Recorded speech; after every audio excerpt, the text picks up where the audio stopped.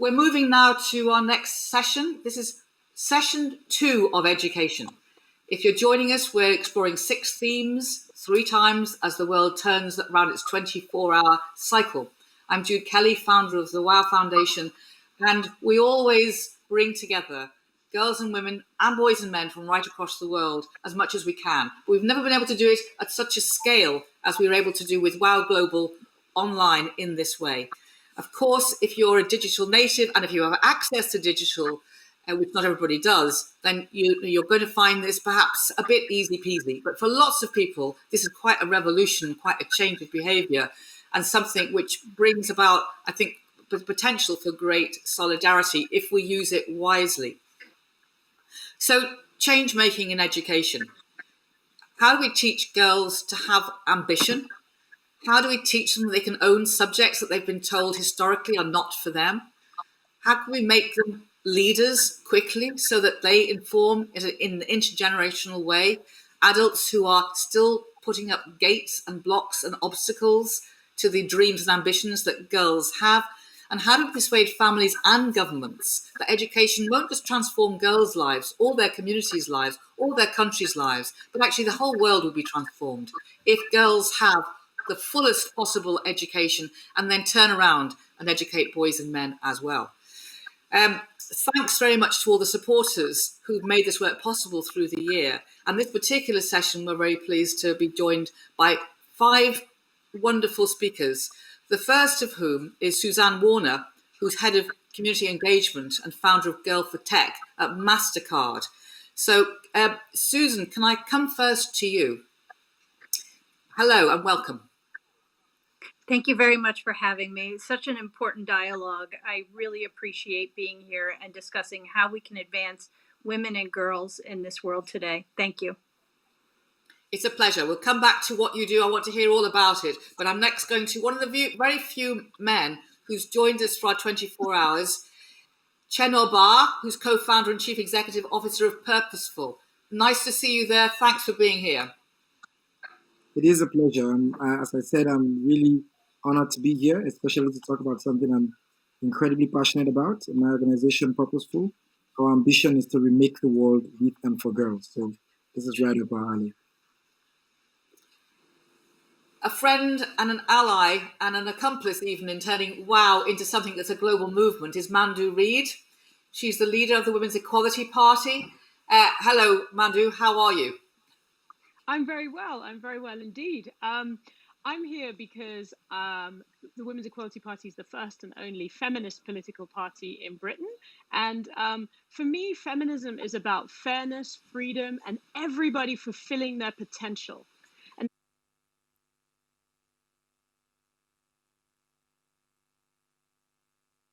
To explore and really looking forward to hearing how the conversation unfolds, another F word, as we go. So I'm now joined as well on this panel by 2 young women who are still in secondary education. Nuzhat Nuruzzaman, who is there. Hello, Nuzhat. Currently a student at Mulberry School. How are you today? I'm good. I'm here today to speak about Islamophobia within education and how that kind of interacts with misogyny and sexism as well, and how that has effects on like Muslim girls, especially considering I go to Mulberry School for Girls, which is a majority Muslim school. Thank you. And finally, but not least, is Catia Djalo Camara, who's a year 12 student from Mulberry Academy, Shoreditch. Hello, there you are. I know that you're a poet. We're not asking you to read your poetry today, but thank you for joining this panel. Hi, my name is Catia, and I'm really happy that I've been given the opportunity to talk about something that I find an important issue to talk about. Okay, so let's get back to this whole idea. I'm going to start with you, Susan, about Sure. what girls think is for them and what they've been told is for them and what other people have decided is for them. Earlier today, we had a reading by Tandy Newton of Amroth Wright, who was an immunologist and a biologist at the turn of 1914. He wrote a kind of scientific reason for why women shouldn't get the vote. And I think we're still bedeviled by the idea that there are subjects that girls do and subject boys do. And as a result, we steer our girls and women away from subjects where we're not only they deserve to learn, but we need their knowledge. So can you tell us a bit about the work that you've been founding at Mastercard and how that's going? Sure. I've been listening to the sessions today, this morning, this afternoon, and I'm so struck by the sense of urgency and the sense of purpose every speaker has. In light of what's literally going on around the world, perhaps more than ever, we desperately need more women in STEM to find life-saving solutions, to be the problem solvers and the future leaders of the world. 85% of the day-to-day buying decisions are made by women. And we at Mastercard know that we will produce better products, services, and even our technology with a 50-50 male-female representation. But there's a lot of forces working against us.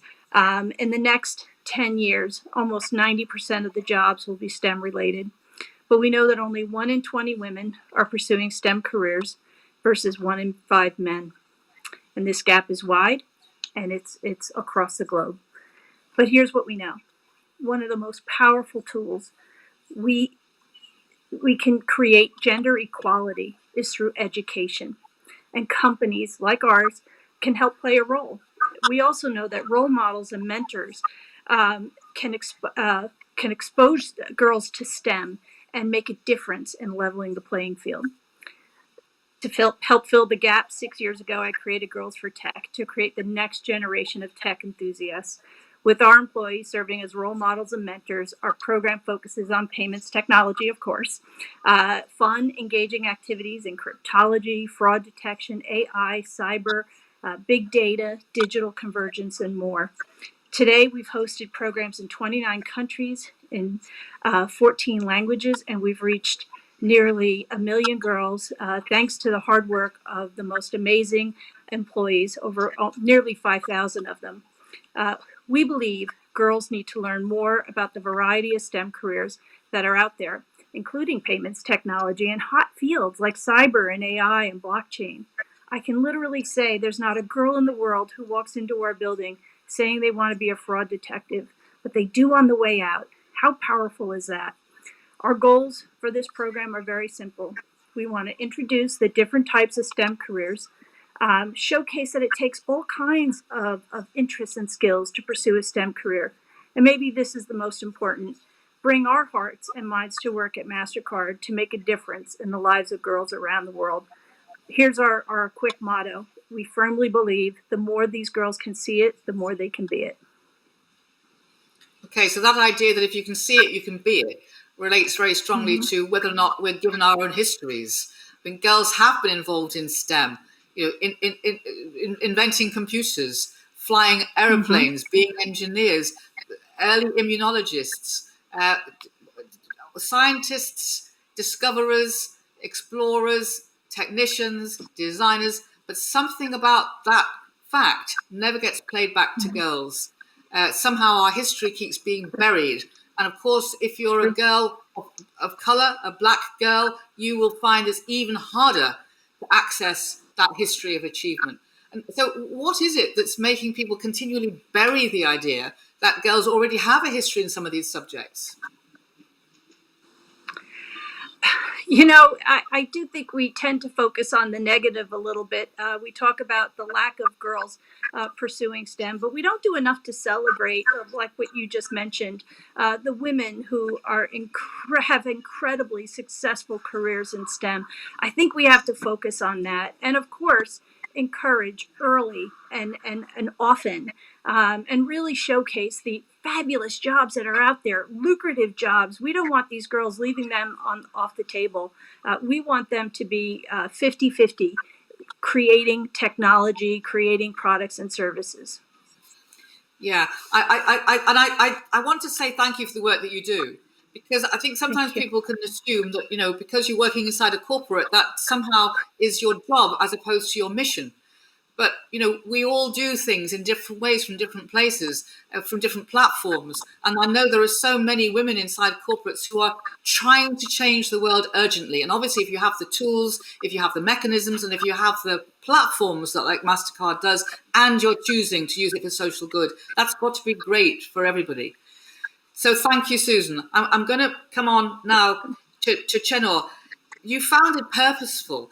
I mean, you've been a campaigner since you were 15. I think you founded the Children's Forum Network, when you were 15, which is a mass movement of children to demand the voices are heard in the peace and reconciliation efforts after Sierra Leone's civil war. So, like many young people, you knew that your voice needed to be heard. Then in 2018, you were appointed the UNICEF Executive Director on this international task force on workplace gender discrimination and harassment. I joked with you earlier that you're one of the few men on the panel. I shouldn't really joke, because actually, we very much need boys and men's voices. And you are running basically a feminist movement. Feminism is something which doesn't just belong to women, as you obviously claim. But can you tell us a little bit about how you're going about giving girls the educational tools to understand why they are needed and also why they deserve their rights? Thank you so much for having me. People always ask, how come a man who is clearly from a Muslim background in an extremely conservative society like Sierra Leone will be not only interested in leading, but known and be very vocal about my feminist identity and make this the cause of my life? I always respond, how come not? I was born and raised in a poor society, in a poor family, raised by a single mom. And I've seen, because of being a refugee, I've seen the face of injustice. If you care about those two things, poverty and injustice, you cannot not care about the empowerment of girls. When I started as an activist trying to move and get children's voices into a peace process, I learned very quickly that the way that brings together all forms of injustice that holds our society back was how the society was suppressing girls' opportunities, especially as it relates to education. So what I've done in my career, and also what I was going to say is, I've also learned that the forces of hate everywhere. I was privileged to work with Malala. I'm here in Sierra Leone and now about Boko Haram. They all have one thing in common: the patriarchy. They want to deprive girls and women from accessing education and being free. So what we do at Purposeful is to try to create a revolution that is led by women and girls, mostly girls, because that's where we have to start. And how we do that is to support girls groups to come together, to have the space to imagine, to link them up with mentors. I'm so happy you mentioned mentors, because in many schools in Sierra Leone, there are no female teachers. We have less than 30% of our entire school system where are female teachers, less than 30%. No wonder only about 1 in 10 girls will graduate from school from those that enter school in the first year. It's a massive problem. And it's not just the fact that girls do not have access to education fully, it's the nature and type of education that they have. So what we're doing is complementing the education system.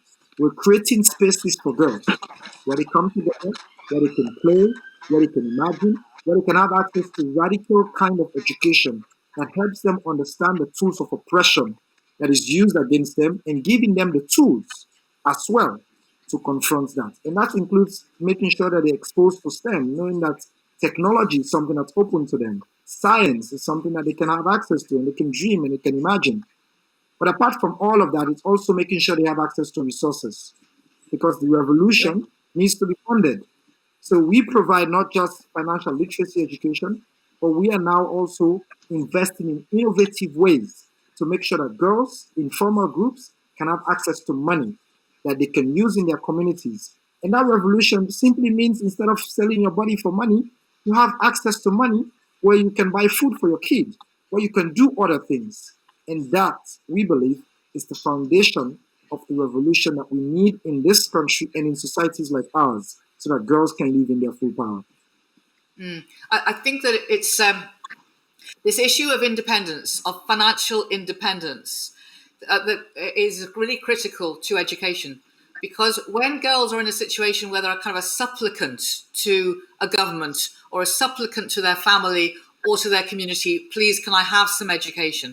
And then even if they have that education, they can't necessarily live it out properly in terms of employment because they haven't got enough independence culturally, but also just financially. I think this is a key thing that societies need to recognise. And of course, the absolutely undue level of responsibility that girls all over the world are asked to take on very quickly around domestic responsibilities. But I'm interested just to stay with this for a second, because you were 15 when you became an activist. You were probably younger than that, actually, but you know that was when you were recognised as being an activist. And children who grow up in war zones, children refugees, children in traumatic situations, they have to grow up very quickly, and they understand the language of disparity and you know the injustice that they experience daily. Whereas an awful lot of people are protected. They have safety. They have education. And so the very people who have a voice are the ones who are not fighting for the people who haven't got a voice. So presumably a lot of your work is also educating people who have power to understand that they need to do more with it. Absolutely. And the way we try to do that is to leverage the authentic voice of the people who are oppressed. Making sure, because part of oppression is just being silent or being silenced, not silenced, because the fact is people who are oppressed oftentimes have ways of expressing themselves, except the system is created in a way that deprives those voices from being heard. And that's what perpetuates injustice, that's what perpetuates oppression. So in Sierra Leone, for example, in our work, we have a radio show, we're trying to model good behavior for girls, we try to bring girls' voices out. And in my life, one of the things that I've really tried to do and be myself is to be able to have platforms and create platforms to tell stories, important stories of voices that are often marginalized. And I think in a society like ours, where too many times the voice of girls are also not heard, that's one of the things we're trying to change, to make sure girls are not only visible, but also heard. Mm-hmm. So similarly, in a way to Susan's work with Mastercard, it's about creating the platforms that girls can own and make change happen, and then amplifying those voices from whatever place that you find yourself in. Mandu, you know, you were the first person to become a woman of colour leading a political party in the UK, and recognised by Apolitical as one of the top 100 most influential people in global gender policy, alongside Michelle Obama, Melinda Gates and Ruth Bader Ginsburg. Not a bad list to be part of. But I know that you've been concerned, as we all are, with the curriculum. I mean, the Black Lives Matter moment informs everybody that we are totally ignorant of our shared history of racial injustice, of our shared history of colonialism, of our shared histories generally. But girls are left high and dry, aren't they, with the curriculum in general, to understand what it is that they have done, but also, you know, what it is that we now need to teach them that will make them think about things in a different way. So talk to us a little bit about this issue of the curriculum. Yeah, I think I want to talk a little bit more broadly than just the curriculum, because I think what we need to examine here is the entire education ecosystem. So it's not just the content of what's taught, it's also the messengers. It's who is standing up and fronting that content, who is representing ideas, who is making decisions, be they editorial decisions or day-to-day decisions about what to focus on or how to illustrate certain concepts in the classroom. And, you know, it was Audre Lorde who said, the master's tools will never dismantle the master's house. And I think when you're talking about education, that's really, really crucial, because education is, as I said, if my definition of feminism holds, you know, about freedom, fairness, and everyone fulfilling their potential, it's foundational. If you want to pursue equality between the races, between genders, education is at the core, because schools incubate the values and norms of any society. So the curriculum's super important. You've got to make sure that the way ideas are presented don't reinforce perceptions about who has status and who doesn't. But it's also making sure, like Chernor mentioned, that the balance of the workforce that is there presenting these ideas, inspiring young people, represents the people that are there in the classroom. And, you wanted us, Jude, to kind of come with ideas and solutions and things that could sort of not only highlight the problems, but things that could help, dissolve those problems. And I have this idea, and it links to some of the stuff we promote in the Women's Equality Party, because this stuff is very, very political, of education doulas, right? Until you can sort out the representation issue, because you can't overnight click your fingers and suddenly have a 50-50 workforce and 50-50 leadership in a school environment. But what you can do is you can use the concept of doulas, where you train people who, in the context of healthcare, doulas are companions who are not healthcare professionals who support an individual through a process. Why can't you do something similar in the context of education, while behind the scenes you're working really hard to get, and this is a government responsibility, 50-50 representation in leadership in schools and also in the teacher workforce. You can bring people in that have lived experience of the issues that don't get enough airtime in the classroom. You can bring women into the classroom to illustrate concepts and ideas. Like you said, Susan, women who have done brilliant things in STEM, those women, even if they're not teachers themselves, can be examples that are presented to the boys and girls in a classroom context to help blow open everyone's imagination. And it's not just the girls, it is the boys too, people of color as well. If you're talking about Black history, there are fantastic Black historians in this country. And I think there's a job to be done to actually make sure that content is created. In the digital age, you can create content that can be showing in 1,000 schools simultaneously with those Black historians representing that content. It's not rocket science. And I think with COVID disrupting our school system, we got a chance to do as Audre Lorde would recommend and use a whole different set of tools to rebuild what we want education to be. Curriculum, representation, power dynamics in the classroom for boys and for girls. It's not the moral case, it's also a business case here. It'll serve the recovery that we are trying to build in the aftermath of COVID if we take the opportunity now to restart and rethink and reimagine. And it is political. Don't let anybody tell you it isn't. I think it's okay. I mean, political is something that we've relied on history to be political, to get us the rights that we've got. We don't need to stop now. I think that this fear of political, which is basically looking at systems and rethinking how they operate and then making change happen in terms of power distribution. I don't understand really why authorities are so frightened of the idea that the things that they've championed from dead people in the past shouldn't be the things that we're asking people who are alive now to do. First thing, I get a bit sick by people playing Beethoven's Ninth over and over again as a symbol of, freedom when the Berlin Wall falls or any other opportunity. But, not being able to understand that a radical musician now is the voice that you probably need to hear from. So I think that we've just got to get authorities to be less frightened of the idea of activism. What's more useful than active citizenship? Nuzhat, can I come to you? I seen you nodding at a number of things, and I know that you're really passionate about healthcare, about a number of things, about education and girls, and you're going to be studying medicine, I think, in September at UCL.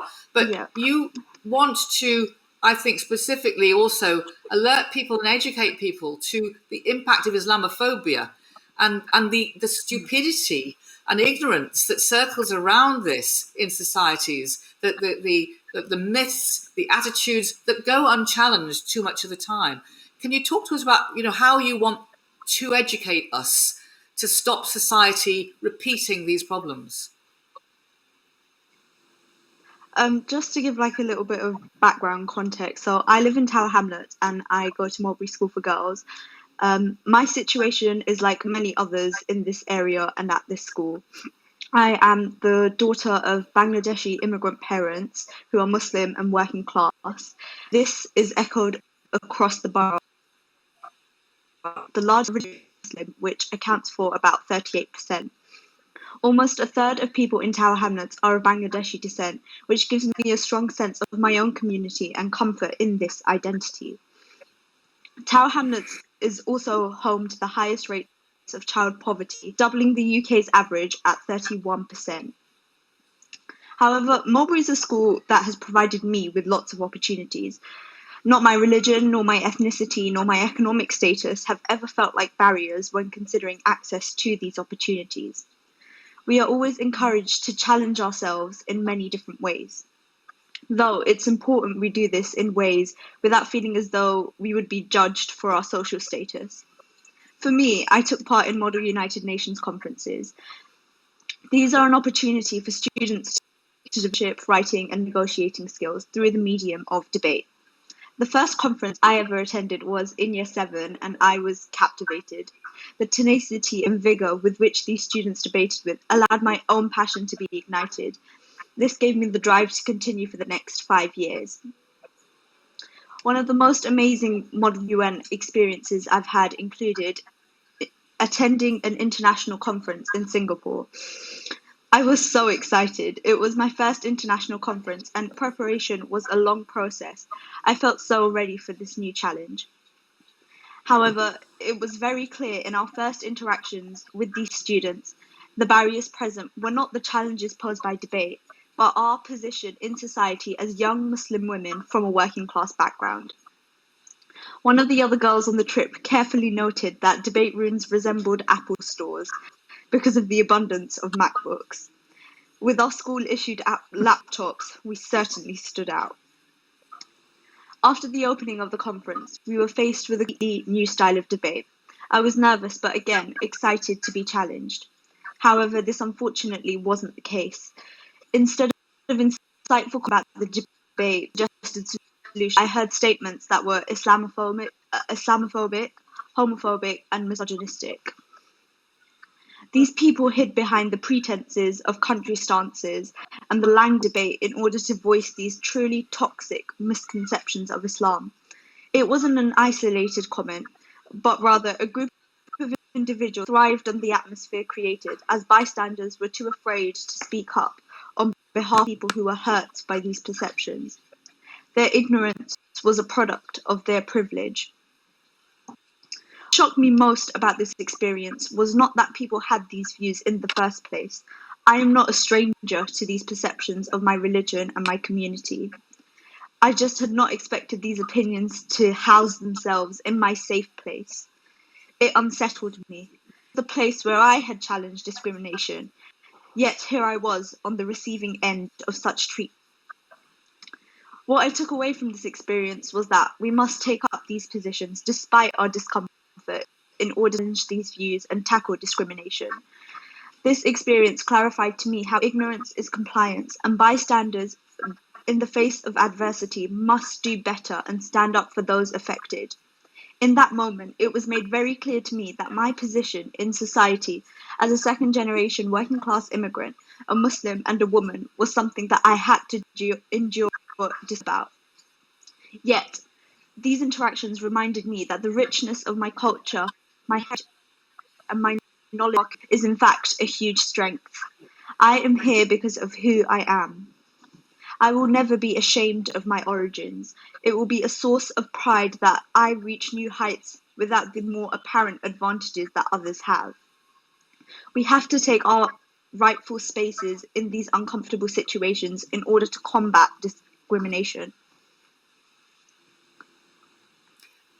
I think that's inspiring.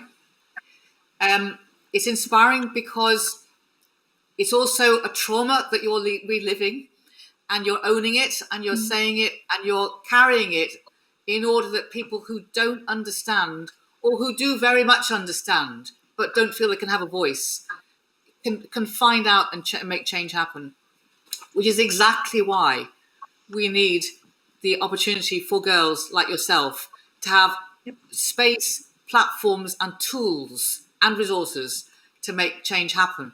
So thank you for that enormous contribution. And I'm going to go to Catia.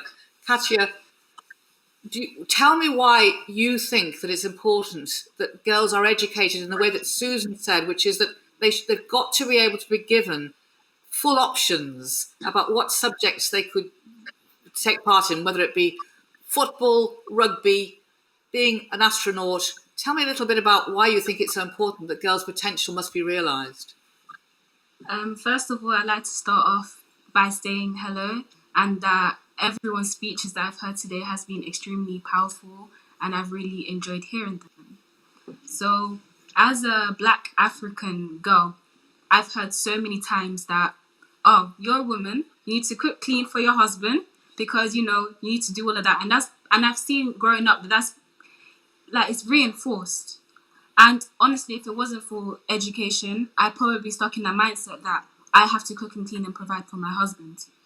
I strongly believe that education liberates mindsets and invokes changes that helps people to help break the toxic ideologies that is reinforced within the family. And to answer your question about, so can you repeat that, please? The rugby. Well, in a way, you're answering it already. But you know, why education is important for girls to have as a right? It's important for girls to have that as a right because because by girls being educated, it shows how we as a society has changed from a modernist society into a postmodernist society where anyone is able to become anything.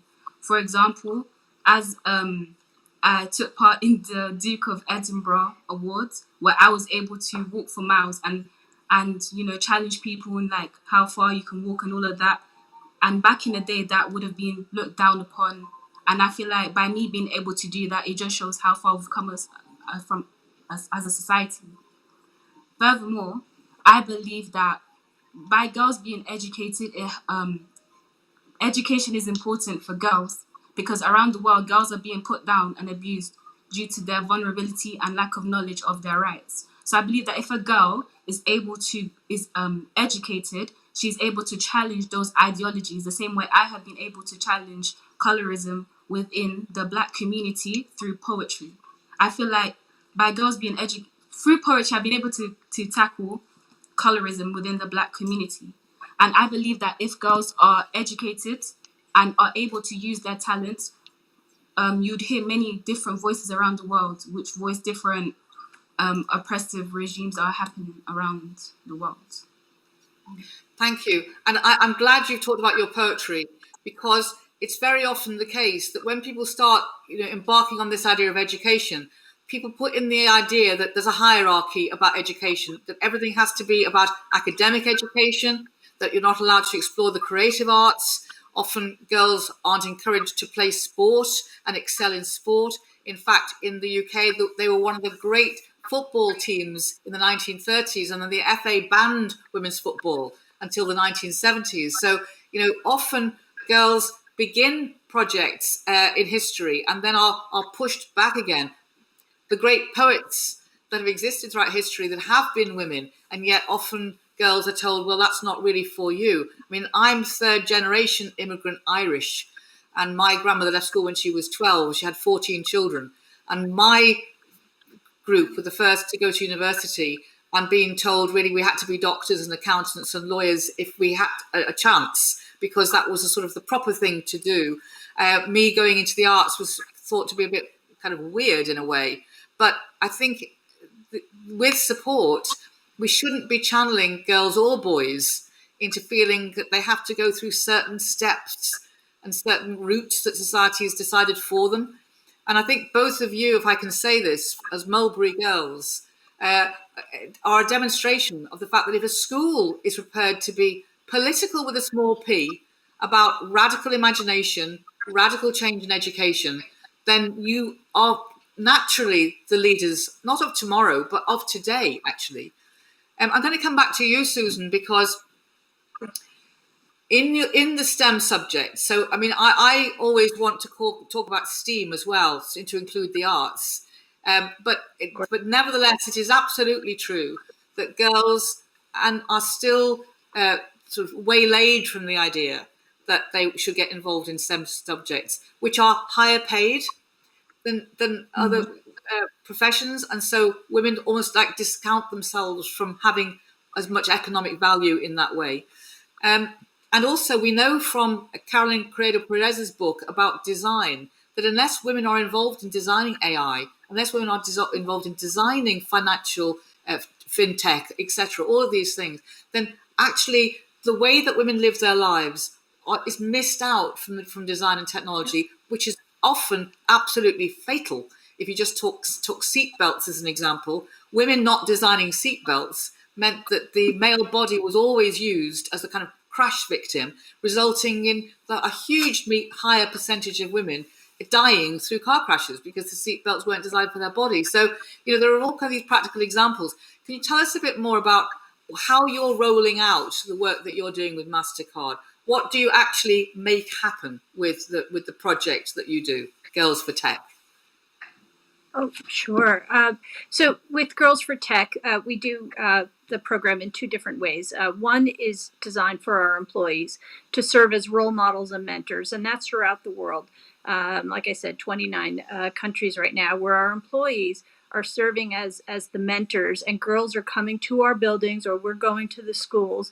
They learn a little bit about their skills. They crack codes. They learn the difference between symmetric encryption and asymmetric encryption. They're listening for potential fraud. They're solving problems with big data. These are very interactive, engaging activities, something I call sneaky learning. They're having a whole lot of fun, but they're also getting exposed to a whole lot of STEM careers, like a cybersecurity expert, like an AI expert, cryptologist, big data expert. So this is the first part of the program. Then we want them to come back for a deeper dive into cybersecurity, AI, and blockchain. We also have a high school program, or in secondary school, where the girls work together and in teams, and they collaborate, and they create products and services based on technology. We also have a coding program, which we run in the US and Pune and Vadodara. Again, what we want to do is intrigue them about different types of STEM careers, and then keep them coming back. And the other way we scale Girls for Tech is through customized curricula that we create for partners, and then they deploy that curricula through their infrastructure. So partners like Scholastic and Be Better China, RNA, Major League Baseball. So that way we're getting the word out as quickly and as fast as possible, so that these girls really understand that there's so much opportunity out there, that their skills really connect with the STEM career. Everyone thinks, oh, you got to be great at math and science. Well, you know what? To me, the best skill to have is being curious, being enthusiastic. And that's what we really want to relate to these girls, is that there's so much potential out there.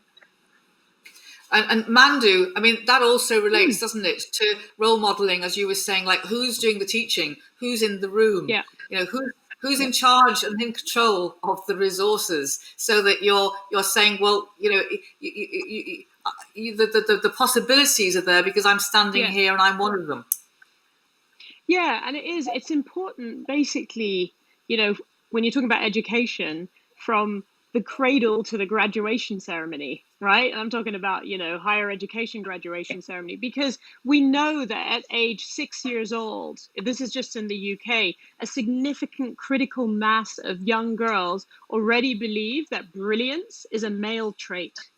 And so the curriculum, like I've already said, has a role to play, and we do need to decolonize and demisogynize all of our curriculums, right from early years all the way up to university.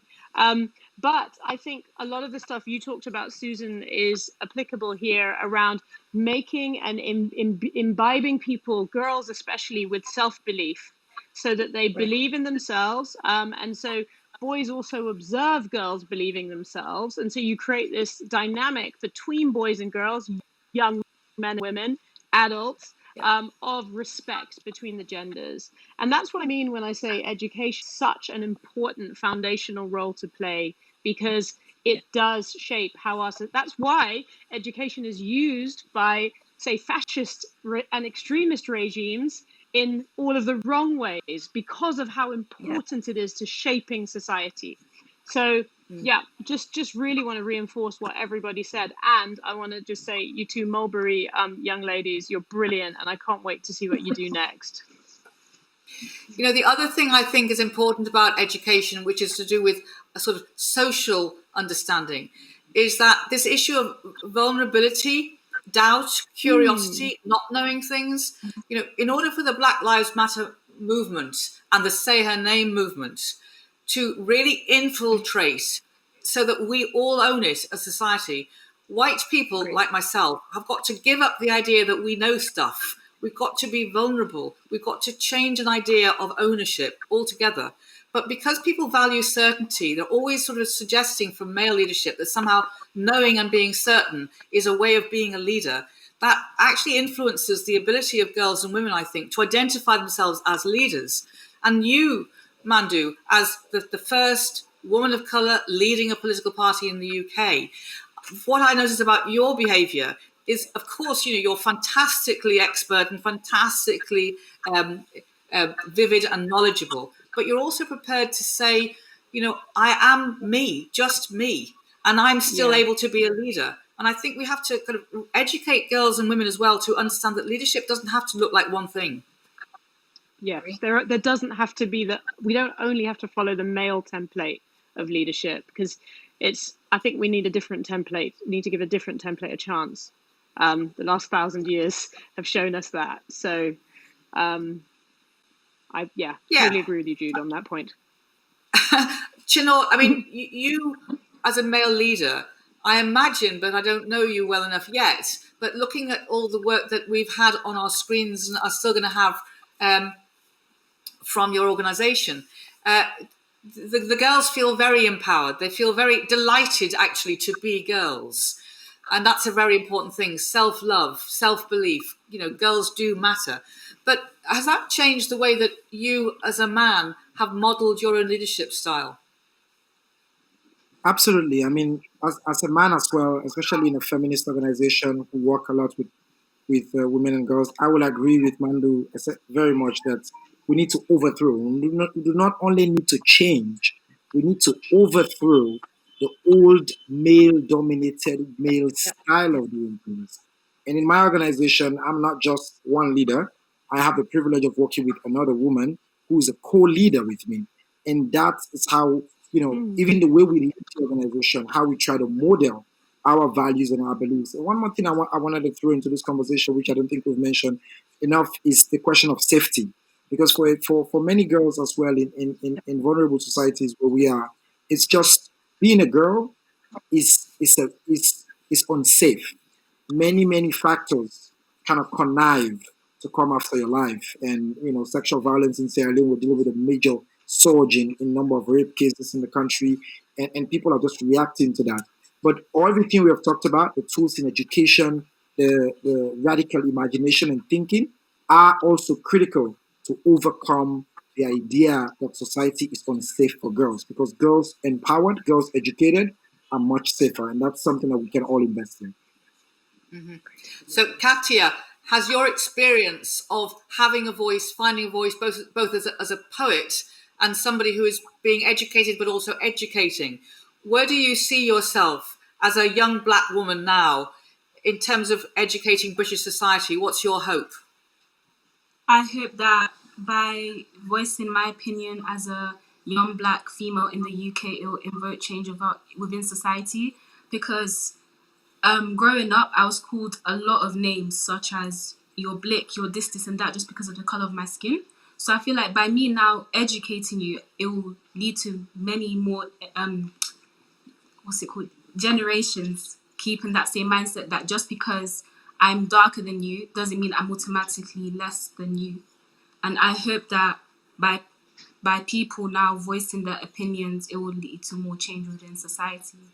And I really hope that in the UK, not specifically the UK, but like around the world, I really hope that girls are educated, because I believe, because most of the names that I've been called were from females. So I feel like as females, we need to all come together to fight injustice, because how can we be delivering injustice to ourselves but then expecting the whole world to now, uplift us? We need to uplift ourselves together first before to receive more power within society. Yeah, I think that's brilliant what you're saying, which is that, girls and women have a history of being taught not to value ourselves because society hasn't valued ourselves back. And then we play that back to ourselves. And obviously, if you're a woman of color or you're black, if you're disabled, if you're from a working class background, any of the things, or you LGBTQ plus, tell you to hate yourself, tell you to not to value yourself. And it's a hard journey. Nuzhat, you recognize this, you talked about it, that you have to sort of own who you are and how people decide to see you, and then flip that around in a determined way and become their educator. I'm not, by the way, incidentally suggesting that you'll only be a leader in the UK. Catia, don't think that. I'm assuming that you're both going to be global leaders. I certainly hope you will be. And as you're going off to study to health, Nuzhat, what's your hope in terms of how you can take your skills and knowledge forward?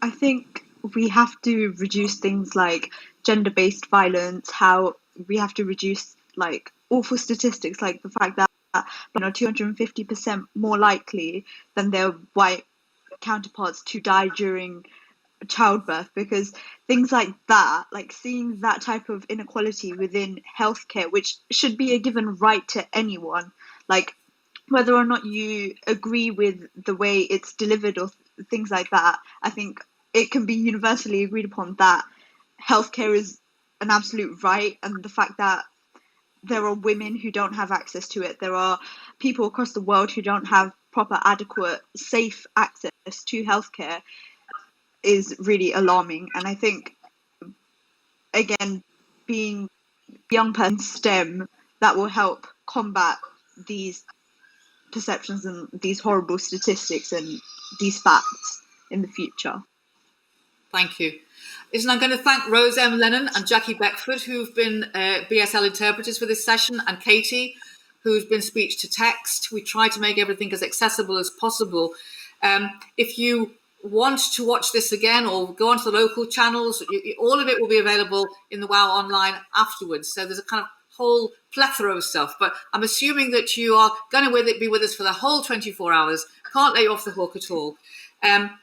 And finally, I'd like to thank the panelists. You've been absolutely great. And it's also nice for people who didn't know each other to meet each other. One of the things that's lovely about WOW Global is just to make new connections and think how people can support and network with each other, which I know you're going to do.